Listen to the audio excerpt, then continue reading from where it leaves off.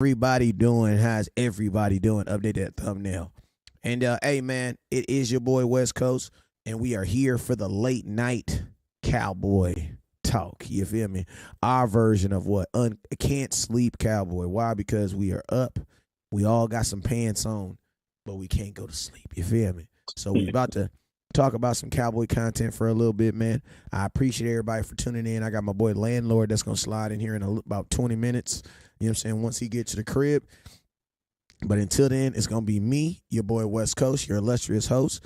And then, hey, man, the dreadhead himself, Mr. HTM from HTM Sports. What's up with it, man? Cuz I'm cooling, man. Just I'm still enjoying this win we just had. But I got my eyes turned to these 49ers. I've been hearing a bunch of chit chat and talk about how we gonna run to a buzzsaw and this and that. But man, we the buzzsaw. Mm. I said we gonna be the one cutting teams in half come Sunday evening, night, whenever we play. Hey, Update, Travis Banks, I up, appreciate you tapping in with me, kinfolk. update your thumbnail. Working on it right now, All man. right, got you.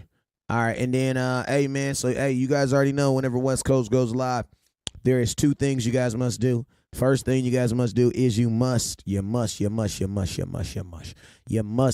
that share button. You got to share the content. You got to send the content around the world. And we are not live on Facebook. I just realized that right now. Or are we live on Facebook? Let me see. Let me see. We are not. I caught that quick. Let me see. Oh, that's why. Let me turn that one off, and then let me turn this one on. All right, there we go. So, yo, I was wondering where everybody was at. Like, what the hell? All right, so, yo, man, it's your boy West Coast. We live in the building, man. Let me reload this. How's everybody doing? How's everybody doing, man? We are live. At least we should be live on all platforms. Let me see. It should be updating here in about 2 seconds. There it goes. All right, so now we are live on all platforms. Now we are live on all platforms. So how's everybody doing this evening, man? It's your boy West Coast and your boy Henny DeMore from HTN Sports. How you doing this evening, my boy? I'm good, kinfolk. I'm just making it, man. Shoot, I heard that, man. Well, yep, we live on Facebook. All right, that's confirmed. All right, so let's get it, man. All right, let's get it. So you guys already know whenever West Coast goes live, there's two things you guys must do. First thing you must do is you must hit that share button. So I need everybody right now, no matter where you're watching at right now, I need everybody right now to go in and hit that share button. And then what's up with you, Richard Evans? I see you over there on YouTube. Appreciate you for tapping in. I guess a lot of people live on it's a lot of people live on YouTube right now. So I appreciate you guys if you're choosing West Coast and HTM for your content tonight. I appreciate you guys. Let me update my thumbnail. All right. So yo, Facebook, what's up with you? YouTube, what's up with you? Hey, Henny, I know you got some people tapping in on your side. You want to give them a shout out again? Yeah, man. Hold that thought. I gotta hit the save so I can update this thumbnail. All right, let me get on and get these Facebook people out of the way real quick. All right, so yo, let's go. So hey, what's up with you, Bubba? What's up with you, my boy? Appreciate you for tapping in. All right, so you guys already know whenever West Coast goes live, there's two things you guys must do. First thing you must do is you must hit that share button. So I need everybody right now, no matter where you're looking at, no matter where you're watching the content at, I need you guys to hit that share button for your boy. You feel me? The next thing I need you to do, I need to find out who is watching the content the latest. So I need everybody right now to put in the content, put it in right now. Who is watching the latest? Who is watching the latest? Who is watching the latest right now? You know what I'm saying? Put it in the comment box. I want to know who's up watching the latest Cowboy content right now. All right? And then I'm going to probably ask you your time zone. You right? All right, so next thing I'm going to do, next thing. When I say your name, I need everybody to hit that star button. Or if you can on YouTube, I need you guys to hit that super chat button. All right? Hit that super chat button, hit that star button. All right? So let's go. So Arvine, what's up with you, Arvine? Jackson, I see you. Thomas Baxter, I see you, sir. Manuel Adim, what's up with you, sir? I see you. Appreciate you for tapping in. Campground Roddick, what's up with you, sir? Appreciate you for tapping in. Thomas says it's 10 p.m. out in Washington. That's what we on the same time zone, Pacific. Lee Harrison, what's up with you, my boy? And Israel Marquez, what's up with you? Justin Bishop, I see you also. Thank you for tapping in. Let's see what we got on YouTube. And then we got We got like a couple people on YouTube. As you guys already know how YouTube works, you gotta say hi to us so that we can say hi Yeah. back to you first. You know what I'm saying? So I So need speaking of which, Gary Murphy has spoken. What's good with your kinfolk and Tavis Banks? I appreciate y'all for tapping in with me over here at HTM Sports. yes, sir. Yes, sir. All right, so let's go, man. What's up, Paul George? Appreciate you, my guy. Appreciate you for tapping in. Appreciate you. All right, so let's get it, man. Let's talk about it, man. Cowboys, man, in less than what, 2 days? Well, no, 2 days and a wake up. We'll be taking on the 49ers. You know what I'm saying? I ain't gonna lie. I think this is actually the Cowboys' original. I know they say that the Eagles are a rival, which they are because they're in our division, but historically, they are our first rival. You know what I'm saying? This is the This this is our postseason rival. We were here. playing for championships against the 49ers. So that's why I always holds so much value to. You know what I mean? Like people remember the catch. People remember us getting Deion Sanders and Charles Haley from the Niners and shifting the balance of power. They remember all these different things, man. So like we had a bunch of classic matchups with the 49ers.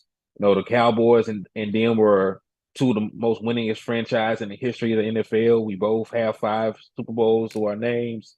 You know, we played each other numerous times in the playoffs. So, you know, that holds weight. Like the Eagles, you know, there's a lot of bad blood, hate between there. But you know, when you're playing somebody, you know, somebody in your way to win a championship, you know, that's different. Like Mm-hmm. this is more in line with Lakers Celtics than anything. Yeah, and I'm gonna tell you this right now. Jerry wants to win this game very, very much. You wanna know why? Because think about this. This is our original playoff rival, right? That's maybe 25 years ago, right? In that time, the 49ers have been trash, gone to the Super Bowl, been trash, gone back to the Super Bowl. Now they're right here in the divisional round with us. Mm-hmm. With the Dallas Cowboys, the furthest we've gotten is the round we're in right now. Like Exactly. we're still trying to get over this hump that they've gotten over 3 times now, at least 3 times because they lost in the NFC Championship game, right? Yeah, just last year. You know what I'm saying? So it's like this is definitely a game. I mean, I will say one thing, over them last 25 years, the 49ers, and the crazy thing about it is, the 49ers have had multiple owners in that time too. The Dallas Cowboys have we had what? We've had one. Mm-hmm. And that's Jerry Jones. So I'm gonna tell you this right now. Jerry Jones definitely, not even just to put himself in there, but he definitely, this is a game Jerry Jones wants to win. You know what I'm saying? But I mean, just going into this game right off the back, man. I know that a lot of talk. I think we've kind of talked about their schedule already, and I think we've kind of beat that horse. And I think we all understand, or if you don't understand, it's because you just don't want to. As far as what these 49ers teams has actually played this year, but I think a subject that a lot of people haven't really touched on, and we touched on it, is as good as this defense is. A lot of people don't talk about, man, how they have allowed number one receivers to just go up and down this field, man. And I just want to talk about that for a little bit. And that actually made us, that you wrote a great article on it. I want you to talk about your article, and because your article led to my video. You know what I'm saying? So let's talk about that. This defense, and an obvious. This is if this defense is supposed to be Superman, the number one receiver is definitely their kryptonite. So let's talk about that. Right. So like the numbers are not a mirage. Like people like to disregard numbers when they don't fit their narratives. So like again, like I'll take nothing from the 49ers as a team. They got 20 interceptions. That's the most in the league. That's great. However, when they are not getting picks, they are allowing touchdowns and they are allowing big plays. And that is the truth.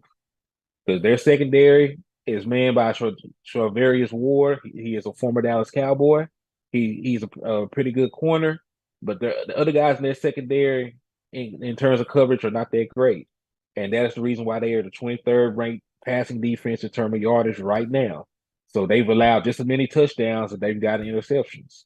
So when I said previously that they are a feast or famine defense, I really mean that because all their talent defensively is up front. No, they got good pass rushers. And I'll take that back. Man, they got a very good safety that made an All Pro team this year. But outside of that, like their cornerbacks, they're not that great in coverage. So on the season, if you actually count the playoff game, they have allowed 12 different players to go 90 plus yards on them. Damn. They have allowed 12 different guys to get off and get 90 plus yards on their defense. So, and a matter of fact, there was a game where they had three guys go over 90 yards against them at one time. Because if I'm not mistaken, in the Kansas City game, Juju. Juju had over 100 yards, Scantley had over 100 yards, and Travis Kelce had over 90 yards. So that's three people right there. So And they got blew out. and they got blew out. They were playing Madden, they would have had to pass the stick. You get 20, you get down 21, it's over. Ain't nobody finna watch the rest of that game. You got other folks waiting to play. So yeah, man. So it's not that they're not a good team in totality, but they do have a weakness. Just like every bad team has things they do very well. Every good team has issues that they struggle with. Like we are not a great run defense. Never have no, we haven't been a great run defense this year. We still won 12 games in spite of that. Yeah. Like they are not a great coverage team. They still won 13 games in spite of that. No, I take nothing from them, but they definitely have a weakness in the back end that can be exploited, especially with a guy like CD Lamb on our roster. And remember, we ain't got to beat them 14 times. You just got to beat them one time. He's got to beat them once. This ain't a 3-game series. This ain't a 5-game series. You got to beat them one time. So in a 1-game series, yes, you can definitely exploit somebody's weakness. Now, obviously, I'm Mr. Run the damn ball, so people are like, oh, my God, is West Coast saying we need to go out there and throw the damn ball 50,000 times? Nope, I'm not saying that. It's not what I'm saying. What I'm saying is the Dallas Cowboys game plan should still be to lead with the run because that is what your team's identity is. But at the same time, when you throw the ball, there should be an aggressiveness with throwing the ball, meaning down the field because, man, you have your wide receivers are better than their corners. Much better. Like your number one, I would actually say this. Your number 1 through 3 receivers are better than their number 1 through 3 DBs. Yeah, I can see that. And the all-pro safety is not an all-pro safety because of coverage. He's an all-pro safety because of basically what Jamal Williams did. He's a linebacker in the box. You know what I'm saying? And to keep it real, we got a guy that just don't got the name. Donovan Wilson is doing the same thing that their safety's doing. Mm-hmm. I would say that Donovan Wilson's just as good and as impactful as their all-pro. You just don't know Donovan Wilson. But Dono is balling. My boy out of Texas A&M, number 6. Having a hell of a season. Hell of a season. Gonna get paid too. Somebody gonna pay him. If we don't pay him, somebody's for sure gonna pay him. I think we should pay him. Like it's not like safety money is wide receiver money. I think the thing with Donovan Wilson is gonna come down to if Dan Quinn's here, I think a lot of guys are gonna. I'm gonna keep it real with you, bro. Dan Quinn leaving, because you gotta think there's no way if Dan Quinn brought all these dudes to us when he came, you gotta know there's some guys on that free agency list that he's gonna take with him. Mm-hmm. And the fact that how well he uses safeties in the box, I would not be surprised if Donovan Wilson be a guy that he would be like, yo, I want you to come wherever I go. Because for your defense, that's what he kind of does. You know what I'm saying? Donovan Wilson is his Jamal Adams. He's his Earl Thomas. Because he gets to use him however he wanted to use him.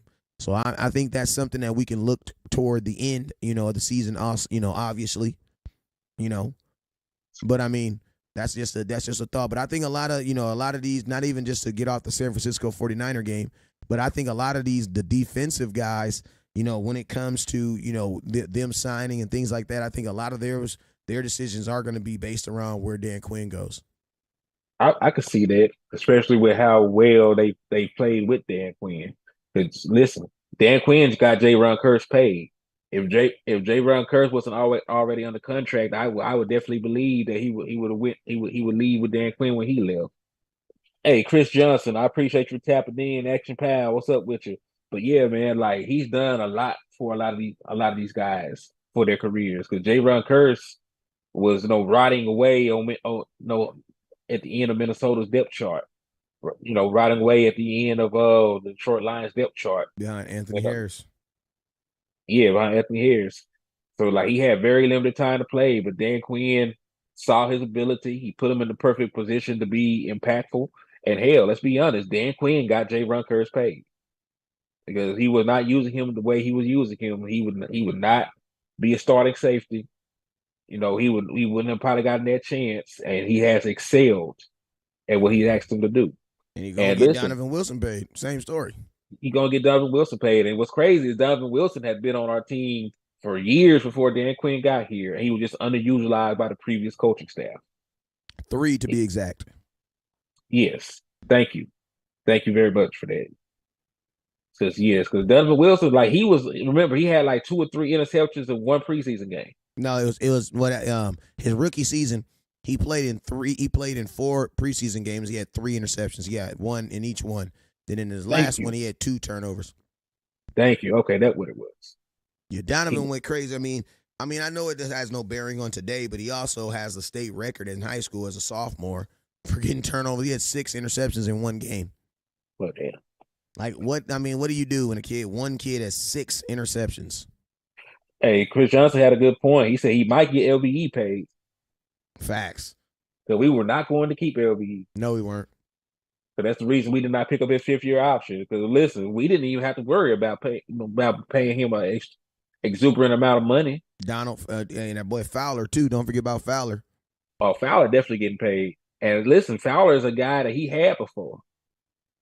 So like he has Dan Quinn is definitely a player. Think about this: Dante Fowler, Tack McKinley, the safety from last year, KZ, Keanu O'Neal, the Shepherd kid that we didn't keep, the corner. I mean, that's 5 right there. Yep. That I can think of just off the top of my head. You got a point. Yeah.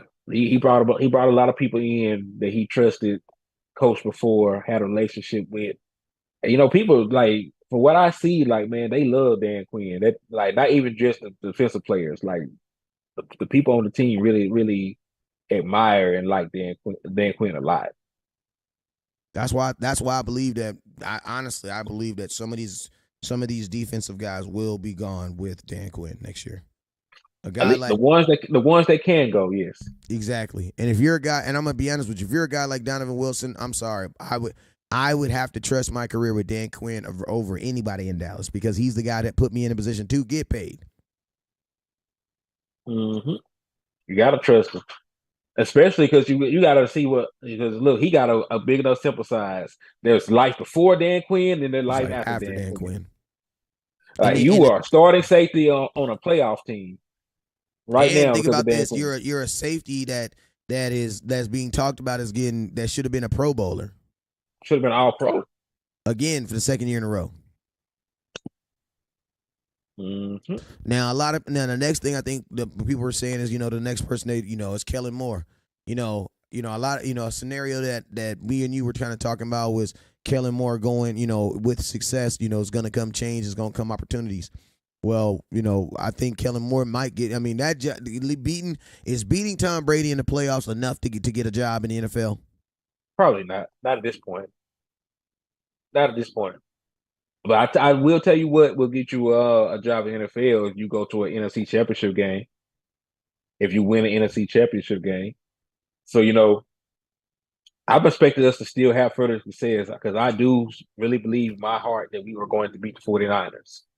Because, just from a matchup standpoint, like we can exploit that defense that they run. We have the more experience and the better quarterback. And you actually look at the resume, we actually have the Super Bowl winning coach. I know people love Kyle Shanahan, but the guy we have is actually a guy that has closed the deal in the playoffs before. He has not done that. He's been to the Super Bowl. He's been a part of 2 of the biggest Super Bowl debacles in NFL history, and it seems like he just escapes every time. But people always talk about he was Dan Quinn's offensive coordinator for the Super Bowl. They always talk about Dan Quinn. They never bring up his play calling that helped them get back into the game. And then they didn't score again. And then you got to also think about this: they were up a lot on the Kansas City Chiefs and lost that game.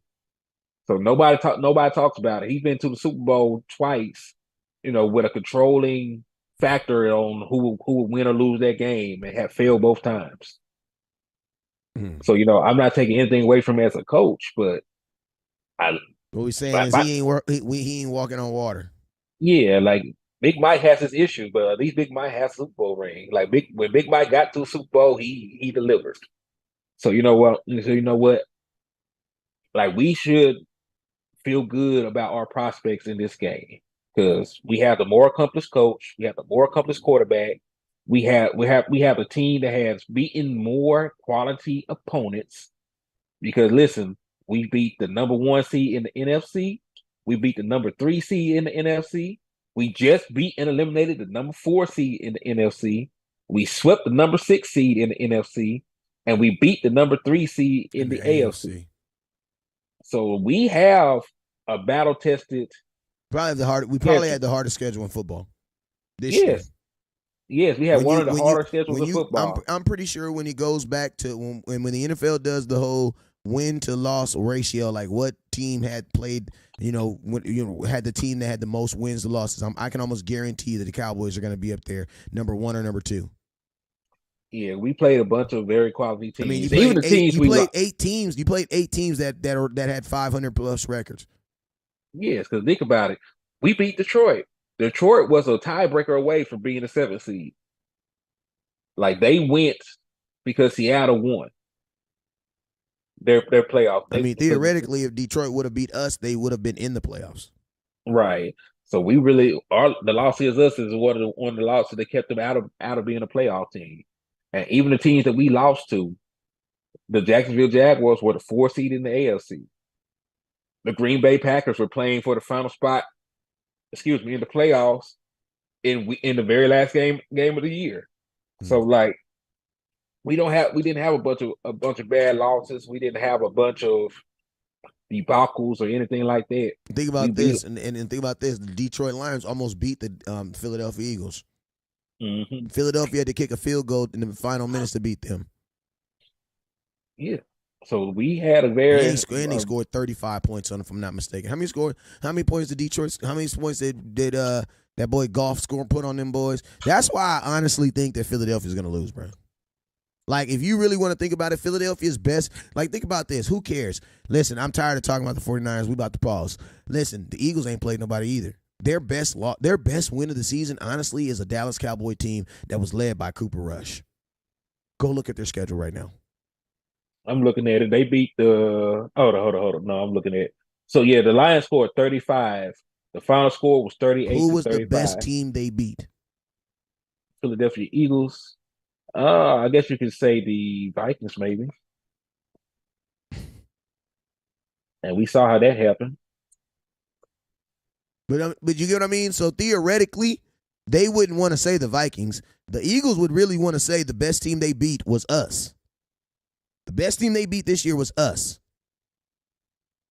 You don't want to say Minnesota. Minnesota's not even in no more. Minnesota lost to the team you're about to play. So you definitely don't want to say that. So you're going to tell me the best team that you beat got beat by the team you're about to play right now? Yeah, you're in trouble. You're in trouble. I love how overly confident Philadelphia fans are. Like they don't even worry. They don't even worry about Philadelphia. They don't even worry about their game. They just come to Cowboy streams. Oh no, we don't worry about that. We don't gotta worry. We're just gonna have. I told them like, bro, y'all gonna be worrying about the Cowboys and mess around and not be on the playoffs on Sunday. Wake up literally and not know you're not in the playoffs. Yeah, y'all not in the playoffs, bro. When we play, y'all not in the playoffs no more. It is crazy because Philly, 2 teams that have not played anybody, bro. Philadelphia Eagles and the 49ers, bro. And look at both their records. And both teams struggled at the end of the season. And neither team played a first place schedule because remember, the 49ers did not win their division. Nope. The Eagles last year did not win their division. We did. So neither one of them played a first place schedule. Neither one of them played a bunch of hard teams. So I'm not going to knock them for taking advantage of beating the team they're supposed to beat. But I'm not going to also sit here and say that they're gods or, unbeatable or juggernauts because of that. Yeah, I mean, this is my take on it. I mean, I think it's going to be a better game than a lot of people expect. I think it's a lot of people that didn't, the common fan didn't even think the Giants were going to beat Minnesota. So that's why I don't even listen to the We common. did though. Yeah, exactly. I put money on that they were going to beat them. You know what I'm saying? Just like I'm putting money on the Giants to beat Philadelphia this week, because the Giants, they ain't played nobody. You know what I'm saying? And if their hope is on Jalen Hurts, then man, you gonna have to ask him to run with that shoulder. I mean, let's see him get it done.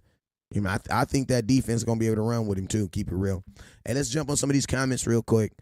Joseph says, don't let us see the Giants win, and we know we have the NFC Championship game at home. Oh, my God. Think about that. Talk about that.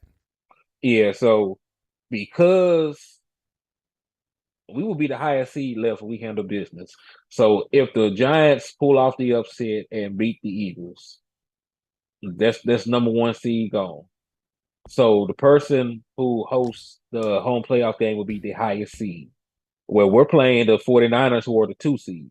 If we knock off the 2 seed, us as the 5 seed would host the 6 seed New York Giants at AT&T Stadium with a chance to go to the Super Bowl. So I know there's a lot of things that have to fall in place. No, we got to rely on. Hey, think about this. Not to cut you off, but think about this. Think about this. Think about this. Think about this, fellas. No matter what happens in the Giants and Philadelphia Eagles game, Cowboys beat the San Francisco 49ers, you will play a team in the NFC Championship game that you have beat this year to go to the Super Bowl. You beat the Giants twice, and you beat the Philadelphia Eagles the last time you played them. So think about that. Think about that. So I'm just saying. Think about that. Think about that road. Think about that road to the Super Bowl. Knowing that, no matter who, that's an even more incentive. That'd be crazy waking up Sunday morning knowing that. Listen, all we got to do is win and we go home to play the Giants, who has not beaten us in what, 5 years? It's been since 2016, so it's longer than 5 years. Like, I'm gonna tell you this right now. If it's Cowboys and Giants, that's gonna be a blowout. Yeah, because Dak Prescott has not lost to the New York Giants since his rookie year, 2016. Like, that's gonna be the NFL gonna be mad because that's gonna be a 44-14er. You know what I'm saying? That's gonna be a 44-14er. I could definitely see it too, man. Also, let's see, George Edwards, I think. Jacksonville is still in, but wasn't any good when they played them. No. And then they played Jacksonville in the monsoon. So, like, Jacksonville couldn't even play they style of offense they wanted to play against Philadelphia Eagles. Hey, since we just talking around the NFL, let's do it, man. Let's talk about the round of NFL. Let's jump to the AFC because there's only 2 other games. We got Kansas City Chiefs versus the Cincinnati Bengals. You mean Kansas City Chiefs versus the Jaguars? Jaguars, I'm sorry. My bad. Jaguars. And then the Bengals have the Bills. I mixed both games together. It don't matter. I ain't gonna lie, that Bills in that Cincinnati game is kind of wobbler. With the way that Josh Allen is playing right now, I am not picking the Bills. Yeah, because I ain't even gonna lie. I know, listen to me. If you really go look at the NFL last week and you had to rank the teams just off of how they played, like, listen to me. Everybody close their eyes. Ready? When you guys when you open your eyes, I want you guys to look at this pen. All right? I'm about to blip you guys. And when I blip you, you're going to forget the whole regular season, right? 1, 2, 3, blip. All right, bam. Last week was the first week of the NFL season. If you're looking at these teams right now, and all you know is what they did last week, the Dallas Cowboys are probably the best team in football right now. Just off of how they performed, they were the only team. Go ahead. You already know where I'm going. We were the only team that wasn't behind. We were the only team that was not down at all. Right. We led from start to finish, and we ended with a double-digit lead. We won by 17 points. And, the 49ers did end up eventually pulling away. Hey, Landlord, what's good with you, man? Finish your thought. Go ahead. I got going. Hey, so they eventually pulled away, but like they were down for a good portion of their game against Seattle. So like they did not dominate the way that we did. So the Dallas Cowboys were the team that played the best. Yeah, Yes, landlord. sir. What I said is, I said I need everybody to close. I need you to close your eyes for 3 seconds. When you open your eyes, at the count of one, when you get down to one, the regular season is gonna magically erase out of your head. So the only thing you know about football for this season is the last week that you just seen right now. All right. Then I'm gonna ask you a series of questions. All right. All right. All right. Ready? Here we go. 3, 2, 1. Blip. All right. There you go. Who's the best team in football right now? Just off of what you seen last week. Gotta be the Cowboy. Okay. Second question: who's the best quarterback in football right now? Dak Prescott. Gotta be Dak, because we ain't see Pat or nobody else play. So Dak. Exactly. Okay. Now think about this. Now think about this. Everybody want to say the narrative. Everybody's gonna say the narrative. Oh, and I'm gonna tell you the cool thing about this is Jalen. And people say, "Oh, it's Jalen Hurts. It's Jalen Hurts. He's the best quarterback, and we ain't seen him yet." But guess what? You may not see him in this playoff series. You may not see. There's no guarantee that you might see Jalen Hurts. You know what I'm saying? Want to know why? Because they play a Philadelphia Eagles team that knows them very well. Hey, real quick, how did those scores go this year? What you mean? Giants and Eagles. Yeah, and real quick, man, I got my boy Landlord in the building. I forgot. I just started talking like we was in a conversation already. You know what I'm saying? Landlord in the building. Your page is already live, so you ain't even got to worry about that. You know what I'm saying? We've been live. Sir. We've been live for the last 20 minutes on your page, so that's how it be. You know what I'm saying? When you trust a person, when you trust them, you get a front door key and a back door key. You know what I'm saying? Want to know why? Because it's the same key. You feel me? Work on all the doors. You feel me? But I want to know. We just talking about the playoffs. Let's talk about who's playing the best football. Some of the best football right now. That's these Dallas Cowboys, man. Landlord, what's your thoughts?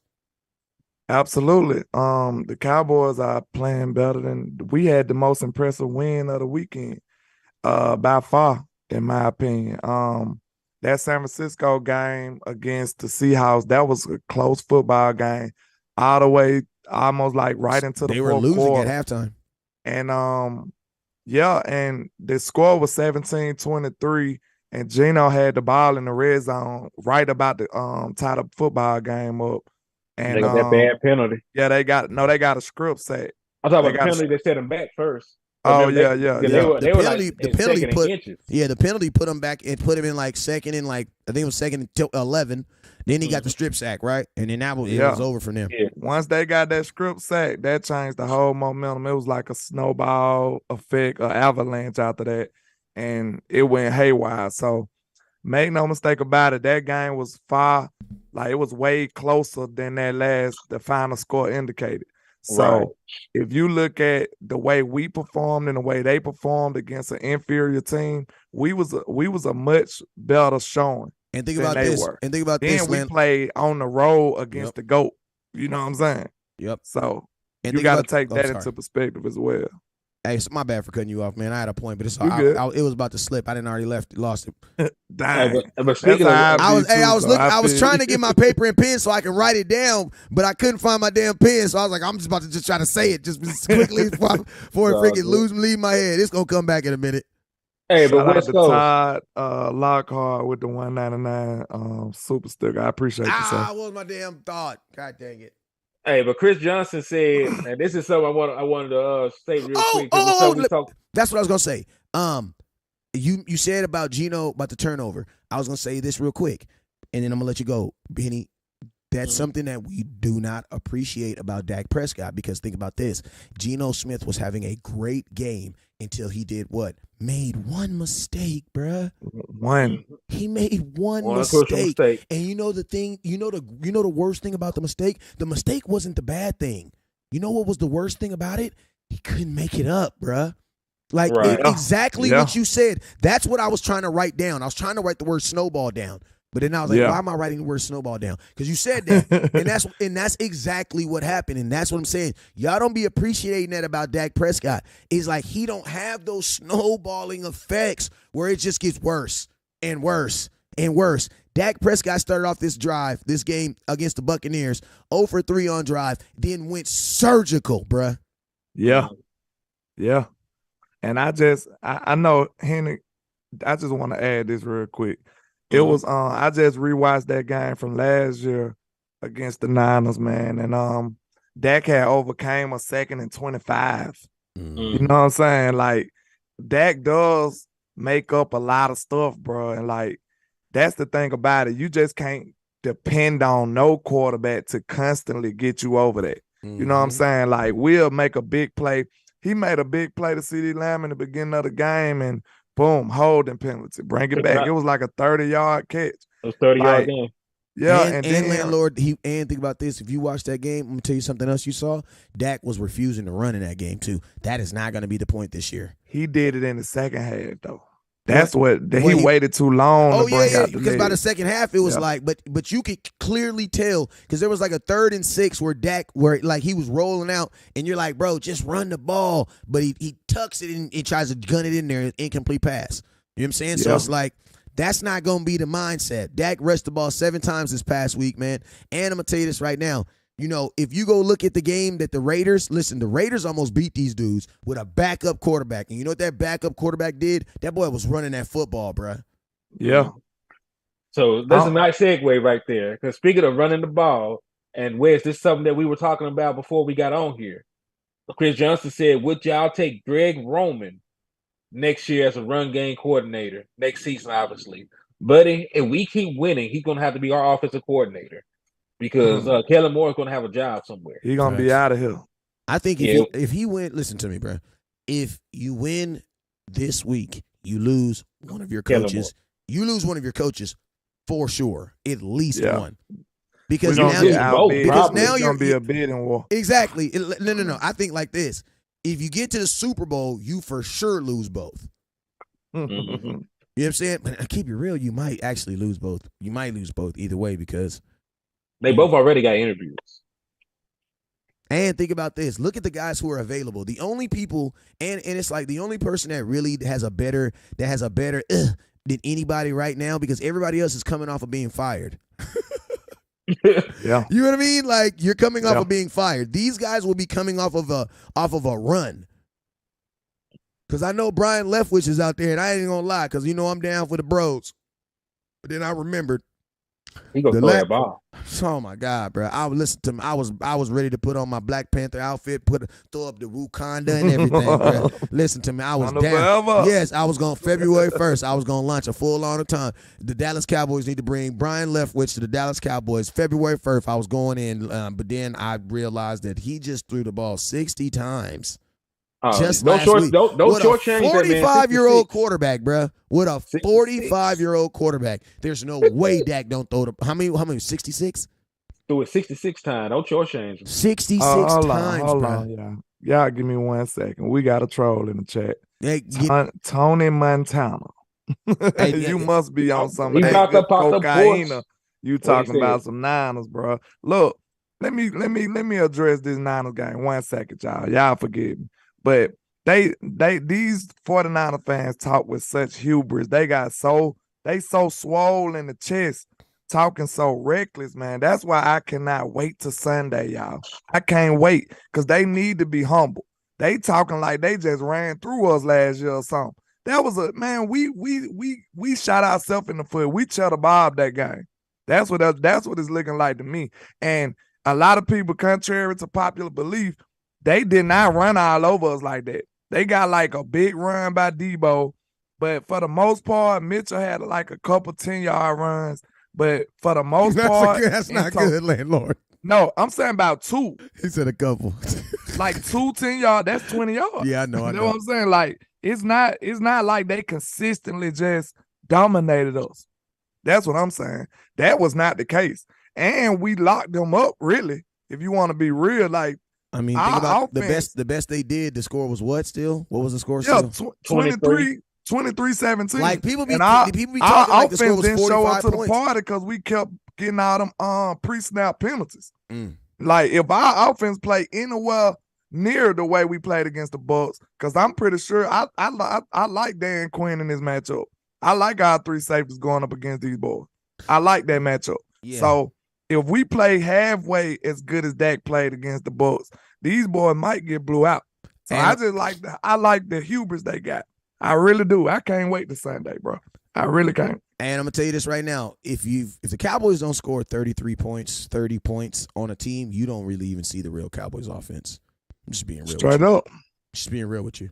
Like, I'm not saying. Listen to me. I'm not saying that. Like, well, yeah, I'm really saying that. What I'm really saying is, like, if we don't score 30 points, we beat ourselves. Like, I'm just being real. That's not us. Yeah. Like, that's not us. You know what I'm saying? Like, that's just not, like, last and year I'm gonna versus be honest, the 49ers, that was not the 49ers. I mean, that was not the Dallas Cowboys, bro. 17 points, that wasn't us, bro. I really thought Dak played a real bad game last year. I was so mad that it took me a minute to look at it again. But I mean, that's what's gonna happen if you take the mindset of Dak Prescott trying to drop back. I mean, also listen, think about this, landlord. I want to tell you something that a lot of people don't realize. That was Dak coming off of a major injury, bro. Like, this dude was trying to do like, the only person to ever do something like that is like Adrian Peterson, bro. Like, tell me a quarterback, like, I know Tom Brady, or did Tom Brady do it after he tore his ACL? Matt Castle took him to the and then they lost in the first round.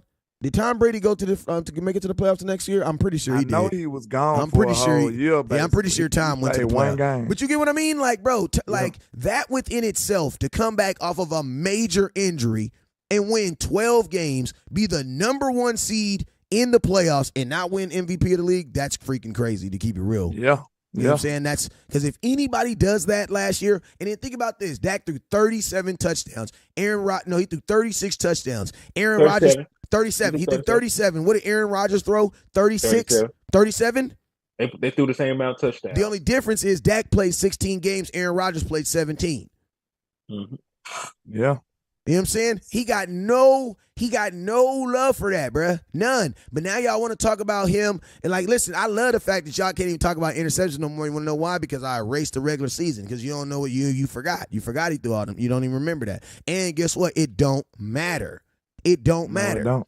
Like, I'm going to tell you this right now. The scariest quarterback right now is Dak. You want to know why? Because you've seen him. I'm going to tell you the other two scariest quarterbacks right now, Patrick Mahomes and Jalen Hurts. You want to know why? Because you ain't seen them yet. Because you ain't seen them. You can put your mind and just make up what they going to be. Facts. Ain't nobody scared of Josh Allen, bro. Hey, speaking of talking about him as MVP no more. Listen to me. Who's the MVP this year? This year, they going to have to. Because they're not going to give it to Dak. I mean, they're going to give it to Jalen Hurts. They better not, bro. I mean, they missed too many games. I mean, listen, it's already they pretty much showed their hands. Like Patrick Mahomes made the first team All Pro team over Jalen Hurts. So they can't. The same voters are not going to turn around and then give Jalen Hurts the MVP when they didn't even give him first team All Pro over Patrick Mahomes. Yeah, that would be controversy. No, that's not going to happen. It's never happened before. It's not going to happen now. They're contradicting too. There's never been There's never been an MVP to miss multiple games in a season and still get. That's why I think, bro, that they should just come up with a quarterback award. Just come out with a quarterback award. The best quarterback in football was this guy. Period. It could be the goddamn Troy Aikman Award for achievement or something. yeah. It really don't represent nobody else but quarterbacks. So listen, at this point, because Justin Jefferson definitely should have been in MVP conversations, but they are not going. They never give it to receivers like Micah Parsons and Nick Bosa. I mean, if you really want to the last 9 quarterback, if you want to think about this, I mean, I'll throw something crazy out there. If that's the case, you can say Trevor Lawrence is the MVP. Want to know why? Because he's the MVP of their team. He's damn sure the MVP of the Jags. Before AP, who was it? Sean Alexander or somebody? I think so. Marshall Faulk won 1 year too. Sean won one. For the Seahawks, yeah. That year. Yeah. I think he won it that year we lost to him. When when the kicker dropped the ball and Romo tried to run the ball in. It doesn't even happen, so they probably do need to separate them categories, man. Because, like, y'all going to just be biased for quarterbacks. You might as well just give them their own category. Like, bro, think about this. In order for a non-quarterback to win an MVP, you think of the people we just said, bro. AP had probably the best season from a running back in the history of football. He had no help. You see the and quarterback then he only had. won 8 games. You know what I'm saying? That boy was nice, man. But think about this, like, you know what I'm saying? He had to have one of the best seasons of all time. Bro, quarterbacks get it for just being the top quarterback, bro. If you're the top quarterback that year, you're gonna win the MVP. That's just what it is. Yeah. Now, Pat, I will say is I think it's crackhead stuff. What he's doing, considering he did that without freaking Tyreek Hill. I think it's just a testament of both those guys to say that the fact that they both made All Pro without each other. I think that's dope. You know what I'm saying? But yeah, you know what I'm saying? It's still crazy within itself. But yeah, the MVP, I definitely believe that they, just like in college, I think the NFL should go to a system like college, how they have the Balishnikov, they have the different awards for those positions. Because I mean, like for the best linebacker in football should get an award. If you're the best linebacker in football, your ass should get a trophy every year. That's facts right though. Because that is a hard ass position to play, bro. Exactly. In every and they say, oh yeah, but that's the defensive player of the year, but bro, no, it's not. No, it's not. It's hard for a linebacker. That's always gonna go to a dude with the what? Most sacks. You can just be sack king, or you know what I'm saying, the INT king of the year. It takes a lot. Listen, it takes a lot for a cornerback to win it. Bro, a middle linebacker will never win. Darrell Reeves won one, didn't it? I don't know. I don't think so. Reeves didn't win the MVP. Did he win the defensive MVP? I think he won some stuff for the playoffs. We can look it up though. But think about this. Think about this. A linebacker will never win defensive play. Like, bro, you have to be like, because you're not gonna get sacks. You got to get sacks and interceptions. And a real middle linebacker, a real middle linebacker is not gonna get sacks like that, bro. If you don't believe me, ask Ray Lewis how many sacks he got in his career. Not that many. Not that many.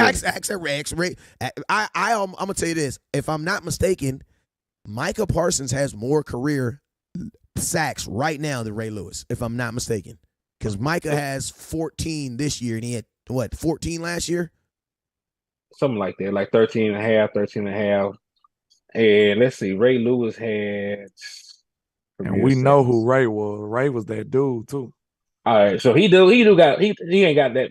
He got more still. Ray Lewis has 41.5 sacks. 41, okay. He close. He damn. And how many years did he play? How many years? Too close for 2 years, I tell you that. A long time. Ray played at least 11 years. He played a minute, right? Yeah, too close. He played 17 years. But think about this. 41. Man. Think about this. 40. Listen. Oh my God, I didn't know he played that long. That's what I'm saying. He made 13 Pro Bowls. If you average that out, he gonna blow that out the water. 41. Okay, let's do 41 divided by 17.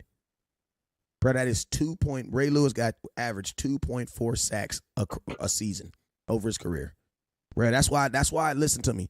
When I saw something very interesting. That's why at the beginning of the season when Micah Parsons and when I talked to him at training camp, I said the same thing. Like, bro, them is not defensive. Them is not linebacker numbers, bro. You know what I'm saying? Linebackers don't get, you know what I'm saying? Most linebackers don't, because most linebackers are reading. Like, how are you sacking the quarterback if you're reading? If you're sacking the quarterback, you're already committed. You know what I'm saying? Yeah. I believe it might come a point in time where we have to decide what we're going to do with him, though. I mean, think about this. Micah Parsons has 14 snaps where he played cornerback this year. Mm-hmm. 14. Because like you said about the safeties, that's the same conversation with. Like, you're going to have a conversation with your agent after a while. Well, Micah said he want to play. Micah said that he wants to play wherever Dan Quinn plays. Now, obviously, folks just be talking. I don't even see how that's going to be possible. Say that before you get your money, for sure. Yeah, that money will change your mind. They say if it don't change your mind, he gonna start being way more conservative once he get that money. Hey, what they say? They say the money don't. If the money's not gonna change you, well, you ain't getting enough then. Hey,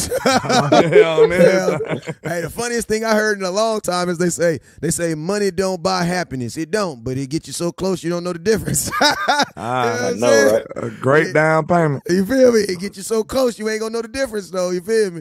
But Trevor says he played outside linebacker, big difference. LT did the same thing. Yeah, they did the same thing, but the difference was, back then they didn't have primary edge rushers. And I'm gonna tell you this right now, the Dallas Cowboys were actually kind of late on this concept of just an edge rusher. Because think about this: if this was the case, DeMarcus Ware could have stayed in Dallas, because this is what DeMarcus Ware actually left the Dallas Cowboys to go do in Denver. He was labeled as a what? Linebacker, but he did not play linebacker. People also wonder, why is DeMarcus Ware all of a sudden getting all these sacks that he didn't get in Dallas? You want to know why? Because all he was doing is pass rushing. That's it. Yeah. We just got on this late. Just like we got on late with the whole Tony Pollard type position. We got on stuff late, bruh. What's your thoughts, man? Yeah, man. Yeah. So, like you said, the money is going to determine a lot of stuff going forward with these snaps. And to answer your question, Landlord, no, Darrelle Reeves never won Defensive Player of the Year somehow. No, I didn't think he did. I thought he did. Now, this is I crazy. must be thinking about Gilmore or somebody. Gilmore won Defensive Player of the Year. Gilmore won one. But it's crazy because the man made four All-Pro teams and 7 Pro Bowls. He was that dude for a minute. Made the All-Decade team, but no Defensive Player of the Year award. That's crazy. That's crazy. Because he probably didn't get no interceptions when we know people weren't throwing his way. They weren't throwing it. that should get you Defensive Player of the Year by itself. Like, man, he did that. He did that on the Jets. So you know what I'm saying? On the Jets, he did all that. That's an accomplishment by itself.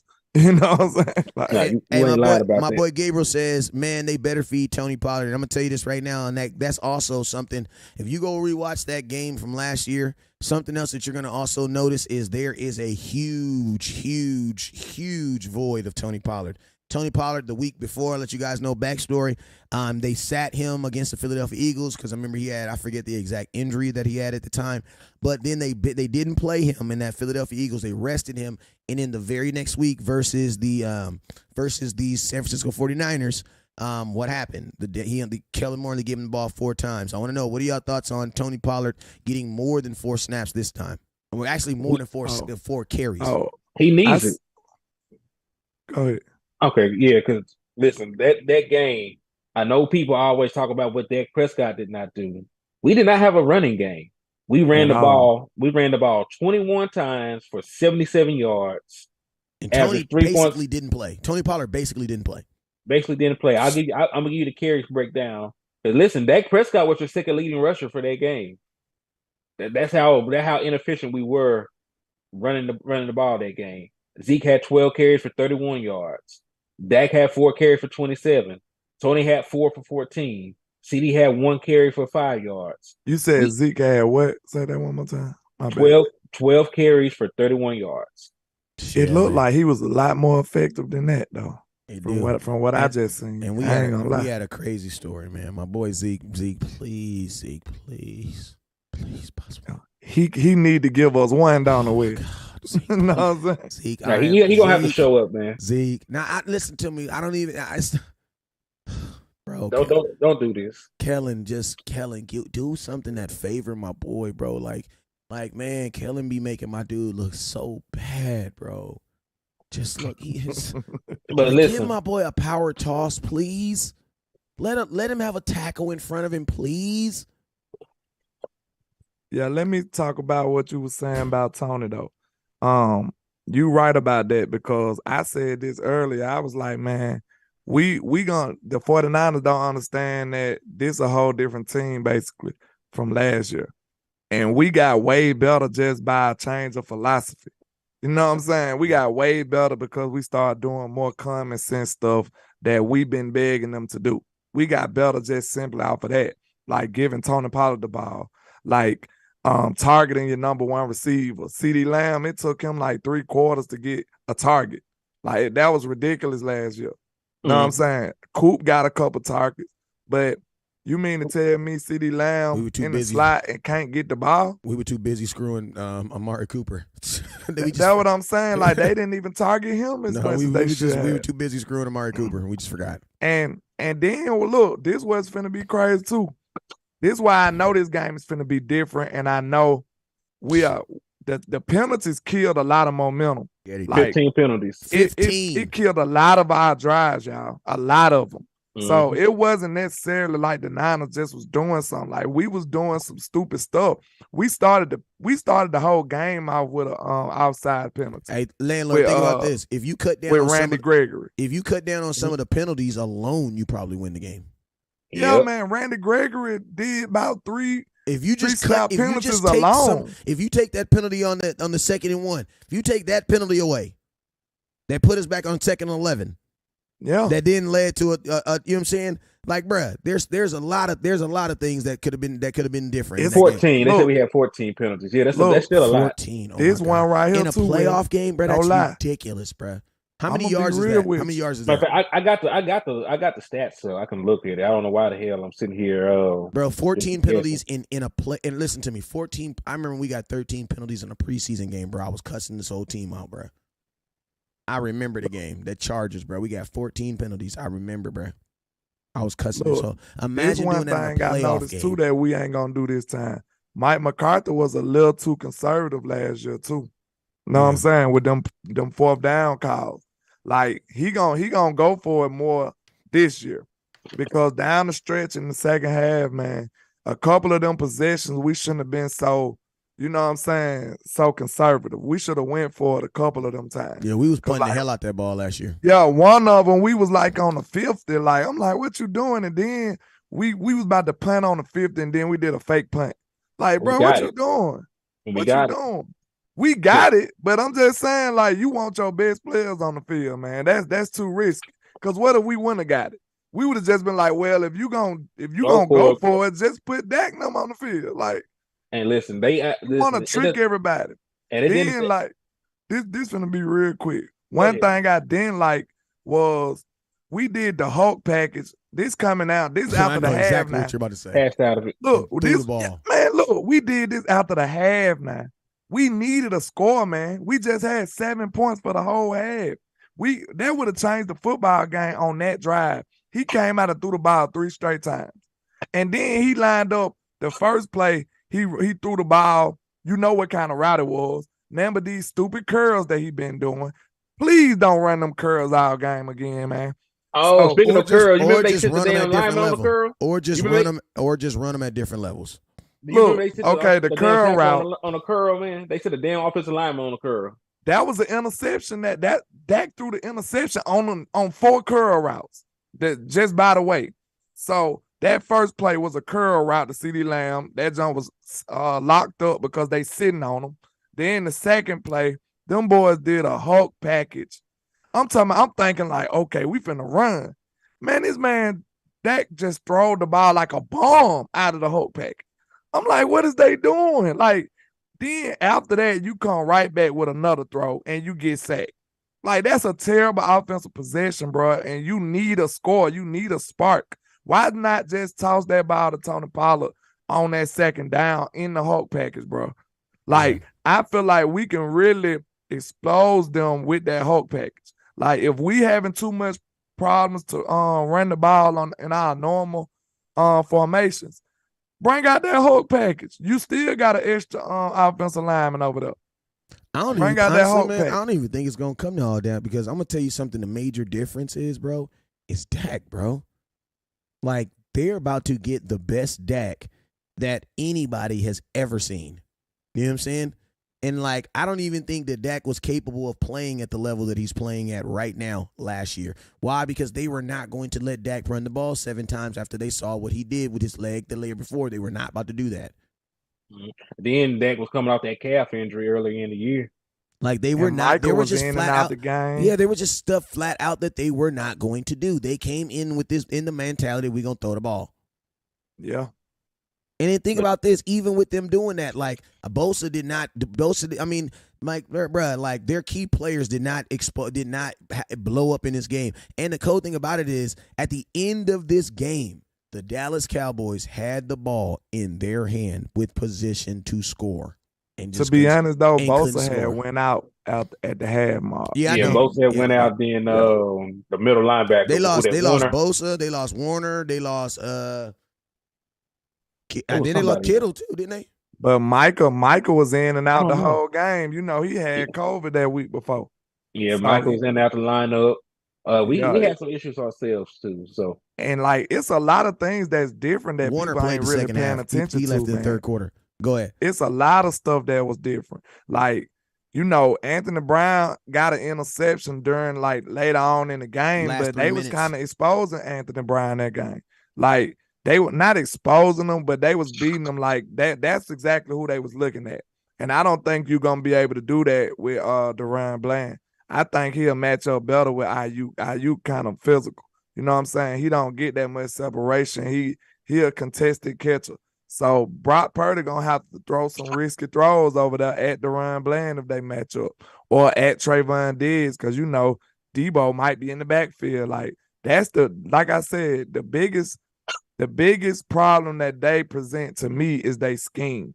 And they got some talented players running the scheme, but if it was just man on man, mano y mano, I like my players to be able to match up at least decent, at least hold up. But when you add to that Shanahan shenanigans, like I was saying earlier, when you add him doing all this positionless football, that's what schemes players open. That's what concerns me, him scheming people open. You know what I'm saying? But I do like how Dan Quinn managed to control it last year. Like, he did a great job against Shanahan offense. Like, it was nothing like they got a couple big plays, but I think that's the key to this football game. Tackling and stopping them from getting these big plays. If we can hold them from getting any big plays and make them drive, they are a terrible red zone team. Well, like they like in like they rank like 16, 17 in red You zone. want to know why? You want to know why? Because when you get into red zone, your quarterback has to make decisions. Yeah.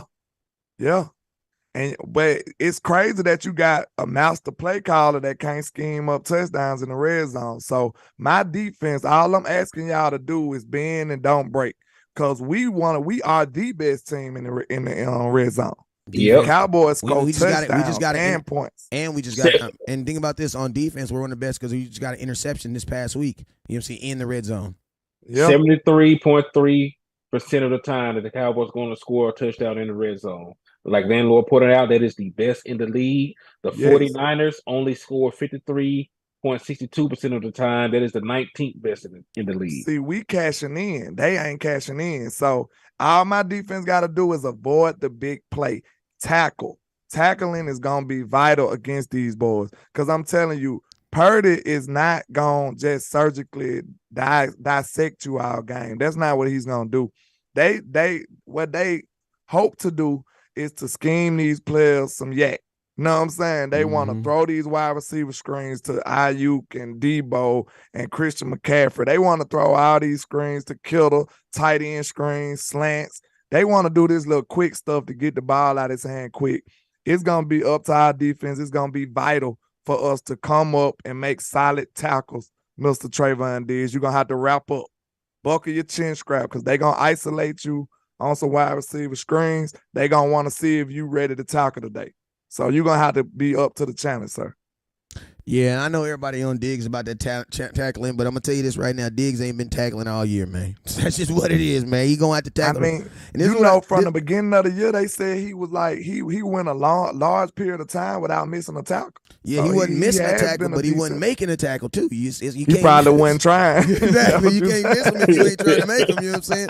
Because I brought that up several times, you know what I'm saying? Like, that's why I've been telling folks, like, if you just now realizing Trayvon Diggs, ain't tackling, and this is what I know about tackling. It's like the first thing. What's the first thing they tell you when you about to tackle? What's the first thing you gotta want to do if you want to be a good tackler? You gotta what? You gotta want to tackle. You know what I'm saying?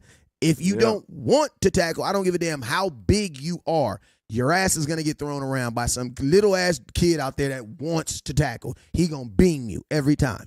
Trayvon Diggs, former wide receiver, don't really want to tackle. I'm just being honest with you. He don't. So what he need to learn how to do is wrap up and hold. He needs to professionally Jeff Heath. You know what I'm saying? And what is that? Hold them up, slow them up. Exactly. Just hold their ass. Even if they drag you 2 feet, the cavalry will be on their way. You know what I'm saying? That's what you're going to do. Yeah. Grab them, hold them, and then put your Batman logo in the sky, and then the cavalry's going to come through and save you. You know what I'm saying? That's what everybody. I got another troll in the chat. The 49ers just bring out the trolls, don't it? Hey, but you know what though? I'm gonna tell you though. The way this algorithm is set up, we need the trolls. And I'm gonna tell you this right now. Ain't nobody gonna run them numbers up like nobody. Ain't nobody gonna run them numbers up better than a troll. I'm gonna keep it real with you right now. Is that not the ideal name for a hater? Salt Life. That is. You dead serious. You was born for this. you was destined to be a hater. Congratulations, sir. Facts. But I mean, we need the trolls right now. We need that. We need all them interactions. Yes, sir. Because Facebook don't know the difference. You know what I'm saying? They don't. You know what I'm saying? It's like the RICO law. We take the dirty. It's like the RICO. You know what I'm saying? We take the good with the bad. Exactly, and it all pay for everything. You know what I'm saying? You know what I'm saying? If you don't get it, read between the lines. You know what I'm saying?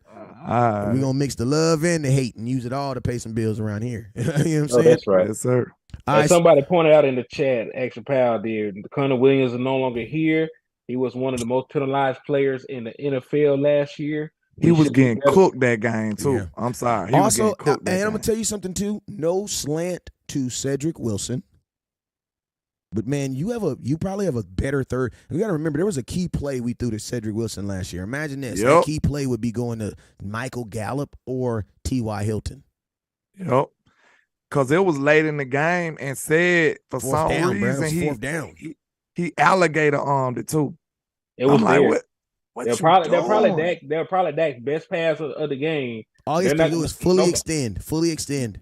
Nobody's going to talk about it. 2nd and 25 was the best pass. That was nice. But see, that fourth down. But that fourth down was there, bro. It was there. It was there. It was like on the run, off balance, off platform. All he got to do is fully put his hands out. Fully put your hands out. Yeah, I said he alligator armed. He didn't extend far enough. Then I don't know why he turned like that to try and make the play. And you know what's crazy? Think about this, fellas. It's like he tripped himself. And think about this, fellas.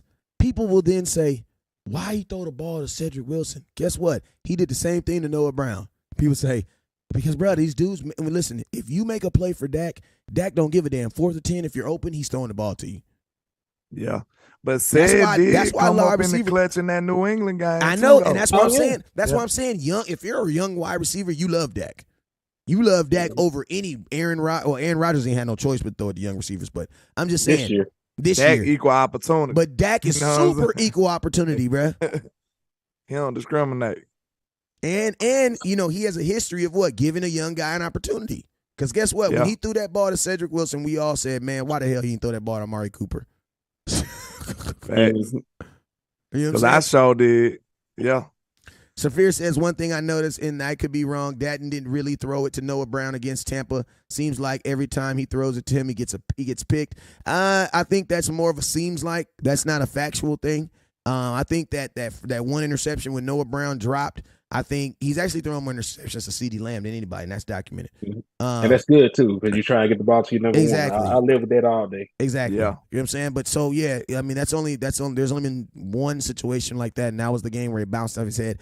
But, I mean, you guys, listen to me. A guy will make 1,000 small plays that lead to first downs and third downs, and then he'll miss a play that costs you a touchdown, and you'll forget all those other little plays, and we'll focus on that big play. You know what I'm saying? Noah Brown has had the best season of his career. I'm just being real. And guess what? With having the best season of his career, he had some highs and he had some lows. He had some really, really highs where we literally thought that he was the best receiver on this team.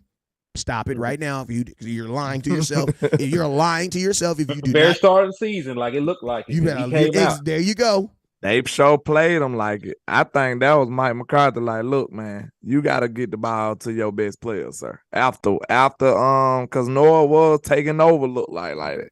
And I don't know if that's a blessing, like a praise on Noah or indictment on your OC. Because ain't no way, boy. Because we seen what CD turned into, all pro.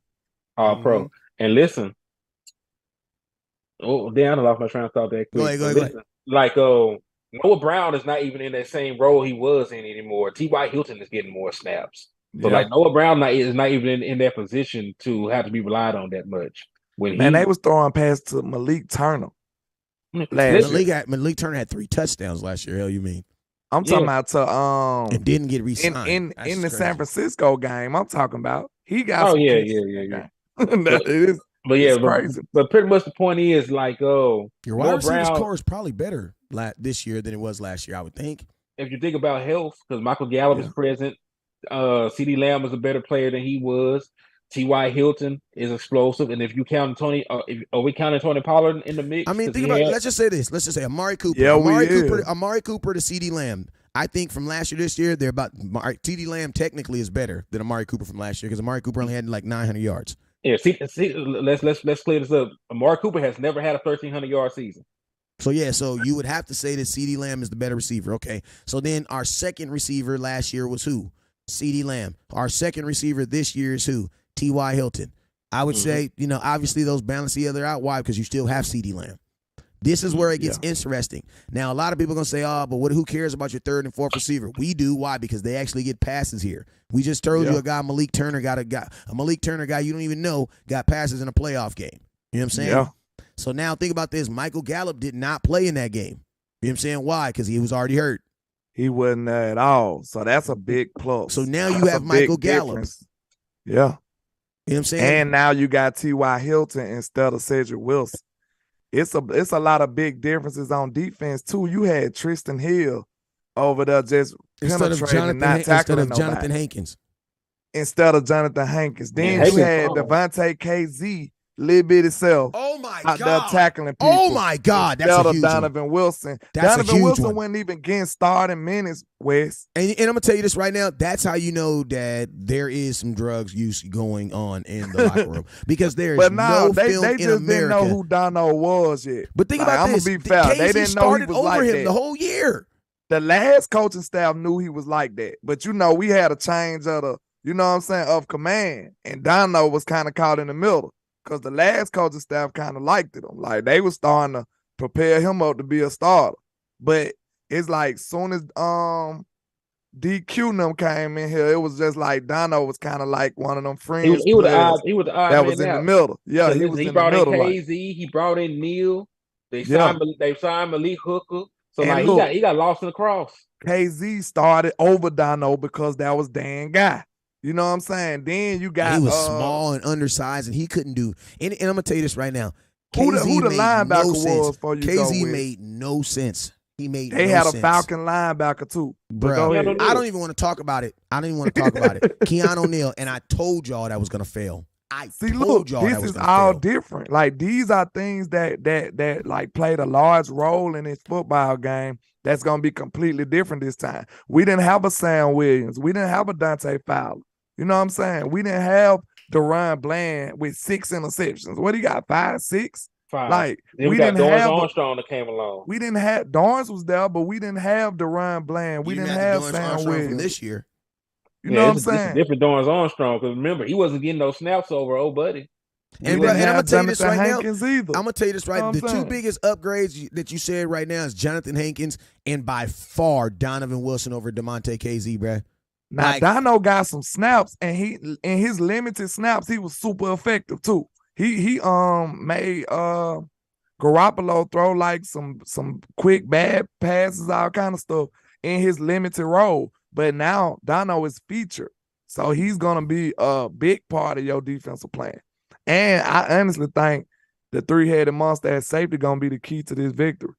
Mm-hmm. And you add in Israel because they can prevent. They can listen to me. If I'm gonna keep it, the safeties are gonna be very, very important. But it's like we gotta get CMC to cut back. That first lane can't be open because if it's open, boom, blur. Notice that since Hankins came, because I was one of the biggest critics for the three-headed monster. Mm-hmm. I was one of the biggest critics. I stand up on my analysis. Like, I don't back down. They ended up balling out because Hankins came along. You needed that trash can full of dirt in that middle. That's what opened up them lanes so Dono can shoot through there and become the Cobra he became. You know what I'm saying? Without Hankins there, it wouldn't have been that big clog up. You know what I'm saying? Them offensive linemen would have been getting to the second level, and then that's no contest for the safeties. Like, that's no contest with an offensive lineman with a full head of steam going up against them little safeties now. Like, let's be real. If you know football, you know that's not an ideal situation that you want. You know what I'm saying? So if you got Jonathan Hankins in the middle of that line, he's clogging up a lot of them. He's demanding 2 blockers. Thanks. So that's opening up a little more time for Dono to shoot through there, to cut through that line. Why you think he gets so many tackles for loss now? You know what I'm saying? Because he got somebody on that line that's demanding their respect. We didn't have that in Tristan Hill. Nelva Gallimore, we see what he turned out to be. You know what I'm saying? He's not good enough to be a starter on his team, apparently. Unless this is one of DQ tricks up his sleeve. You never know with this team. But like he hasn't been a starter all year like that. So even though he's been hurt, but he hasn't beat out nobody. So that's who we was rolling with last year. We was rolling with Carlos Watkins and Neville Gallimore and Tristan Hill. That was our DTs. Hey, real you know quick. what I'm saying? Hey, shout out to my boy Steven Thomas Robinson. Hey, Henny, real quick, talk to me, man. When you look at last year's team versus this year's team, what are some negatives, some positive you see from this Cowboys? Just same analysis we just did right now. What are your thoughts? Man, basically, if you just look at the roster from top to bottom, like people will say, like we don't have the offensive firepower that we used to. I think we're still on par because remember, CeeDee Lamb is having one of the best years in Dallas Cowboys history as a receiver. Like he made an All-Pro selection, so like that says volumes about his talent. And then you got to look at what Dalton Schultz is doing. He just went for almost 100 yards and two touchdowns in a playoff game. So I think our offense is still good. It's still on that same level. And like you guys pointed out, there's a bunch of guys that are no longer on the team that have made us better. You know what I'm saying? Like the change of philosophy, man. I feel like we better. We're better. That's why we lost last year, because we didn't throw to our number one. We didn't give Tony Pollard the ball. That will not happen this time. That's a promise. Listen, we were averaging like 31 rushing attempts right now. That's the fifth most in the league. That's the second most of the teams left in the playoffs. Sure wasn't doing that last year. Listen, we only had 21 carries on the game. So, when you compare this to what the 49ers did, the 49ers ran the ball 38 times. Jesus. So, I seen Tony Pollard returning kickoffs to that game, y'all. Do y'all trust Turpin? Y'all gonna trust Turpin?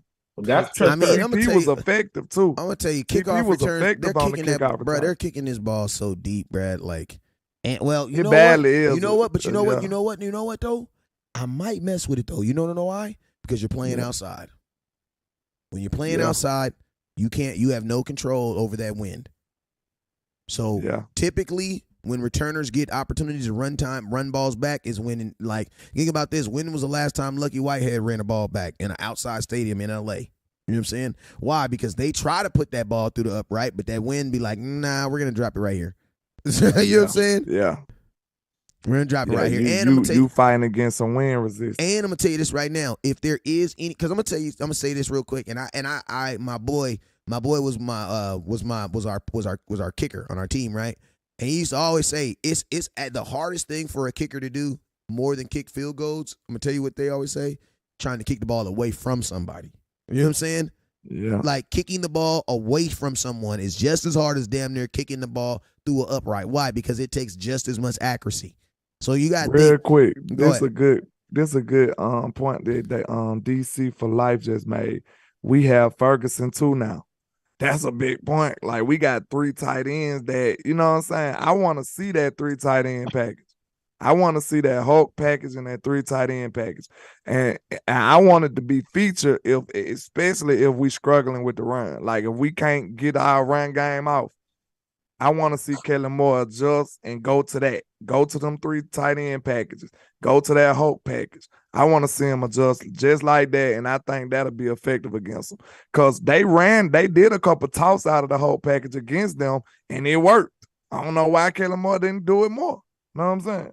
Yeah, I don't mind the whole package, but I don't want too many tight ends on the field too much, because I will take CeeDee Lamb, Noah Brown, T.Y. Hilton, Michael Gallup over Schultz, Ferguson, and Hendershot any day. You know what I'm saying? That's the only. But them boys in spot work though. They in spot work. They in spot work. But I'm just being honest with you, man.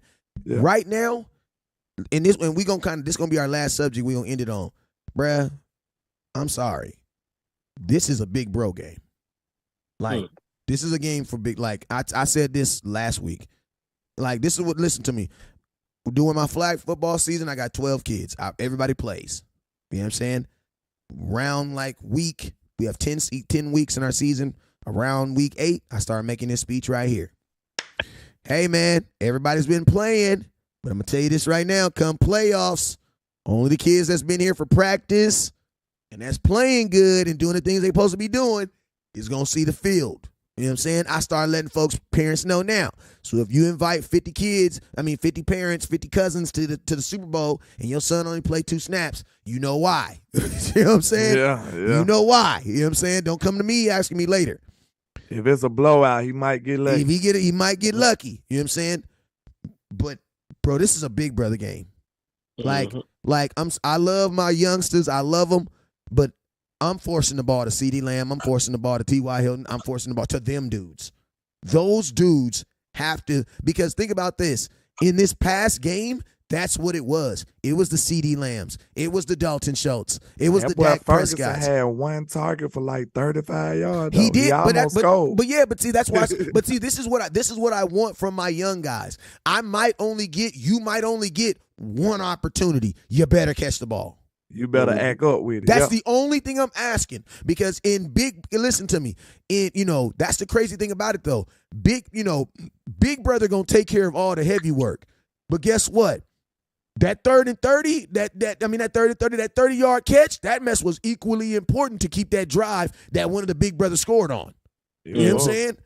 So it's like, my little brothers, all I'm telling you is like, yo, when I come to you, you better play like. I need you to be ready. I need you to run like the Rents do. I know this. Right. You feel me? But big brother, CeeDee Lamb, get ready. Why? Because we about to ride your back, bruh. We about to ride. Like literally, bruh, I'm telling you, in the first quarter, CeeDee Lamb should have like 4 or 5 targets, bruh. Him and Schultz. I want to see Schultz get active. Because earlier. listen, hey, I don't know if you read the article. I know you've been at work all day, but bruh, listen to me. I'll let Henny break them down. Henny, have you read? Hey, Landlord, have you seen the article and the video we put together today on the 12 receivers? I don't think so. Okay, man, Henny, break it down real quick. So real quick, just so you're in the know, like they are really a bad secondary when it comes to covering guys. There's 12 guys that had 90 yards or more. 12, bro. Season. 12. Good grief. Read these names. Tyler Lockett, DJ Metcalf, Travis Kelce, Greg Dortch, AJ Green, Devontae Adams, Tyreek Hill, DeAndre Hopkins, Cooper Kupp, Juju Smith-Schuster, Marquez Valdez-Scantling, and Cortland Sutton all had 90 yards or more. And just to add some context, Kelce, Juju, and Valdez-Scantling all went over 90 yards in the same game. Exactly. So the one thing I see is it's they DBs ain't up to par. Look like yes, bro. Feast or famine, like I told you. Listen to me. Your 3-quarter wide receivers are better than all down the line. Your number 1 wide receiver is better than their number 1. Their number 1 corner is a corner that we released. Now, don't get me wrong, the boy, he got a Super Bowl ring, but this is a Tre'Davious Ward. This is a guy we know. Like he was in our camp. You know what I'm saying? That's a guy we know. Your wide receivers down there, bro. Dak is about to light these dudes up, bro. I think so too. Listen to this, Landlord. CeeDee about to go dumb. Peep this out. During their final 4 games of the season, the 49ers allowed 264.3 yards per game, allowed teams to complete 71.5% of their passes, allowed 9 passing touchdowns, which was the most in the league during that stretch, and they allowed their opponents to average a passer rating of 98.1 during the final 4 games of the season. And still them from Auburn just ate them up too. Tore their ass up, bruh. Man. Bruh, Gino had them on the box, bruh. Yeah. Listen to me. Gino had him on the box, bruh. Gino That's what I'm telling y'all. If we come in here and play anything like we played against the Bucks, it's gonna be a wrap, man. Like real talk.